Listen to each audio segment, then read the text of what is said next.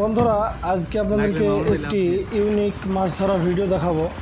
দেখুন এই ভাইগুলি নদীর জলে নৌকোটিকে ডুবিয়ে রেখেছিল বেশ কয়েকদিন ধরে। তারপরে দেখুন সেই নৌকোটিকে উঠিয়ে কিভাবে জলগুলোকে পরিষ্কার করে নিচ্ছে। এর ভেতরে বড় বড় মাছ লুকিয়ে আছে, আপনাদেরকে দেখাবো। আপনারা অবশ্যই ভিডিওটি শেষ পর্যন্ত দেখতে থাকুন। কি বড় বড় মাছের মধ্যে আছে, আপনারা শেষ পর্যন্ত না দেখলে বুঝতে পারবেন না।